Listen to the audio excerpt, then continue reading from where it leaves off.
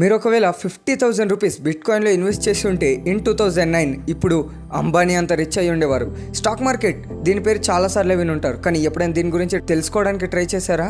ఈ వీడియోని ఎండ్ దాకా చూడకపోతే 10 years తర్వాత చాలా రిగ్రెట్ అవుతారు. Chapter 1 stock market good side. Stock market అంటే ఒక కంపెనీలో ఒక పీస్ని కొనడం లాగా. వాడికి ప్రాఫిట్స్ వస్తే మీకు కూడా వస్తాయి, వాడికి లాస్ అయితే మీరు కూడా లాస్ అవుతారు. అండ్ ఇండియా నుంచి only 5 to 6% population are in stock market. మిగతా వాళ్ళందరూ బిట్కాయిన్ లాంటి ఒక గోల్డెన్ ఆపర్చునిటీని మిస్ అవుతున్నారు, లేదా ఒక పెద్ద లాస్ నుంచి తప్పించుకుంటున్నారు.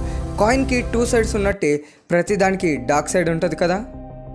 Chapter 2 dark side of stock market. ఒకవేళ అదే 50,000 రూపీస్ మీరు ఒక రాంగ్ కంపెనీ మీద పెట్టింటే మీరు చాలా లాస్ అయ్యేవాళ్ళు. అండ్ స్టాక్ మార్కెట్లో ఇలాంటివి చాలానే ఉంటాయి. దీంట్లో మీరు గోల్డ్ లాంటిది దొరకడం అనేది నియర్లీ ఇంపాసిబుల్. అండ్ ఇన్వెస్టింగ్ ఒక రాంగ్ కంపెనీ మీద పెడితే మీ మనీ అంతా Govinda Govinda. Chapter 3 then what we should do. Stock మార్కెట్లో పేషెన్స్ అండ్ నాలెడ్జ్ ఉంటేనే రావాలి. మరి అందరికీ ఫస్టే నాలెడ్జ్ రాదు కదా. First learn then earn.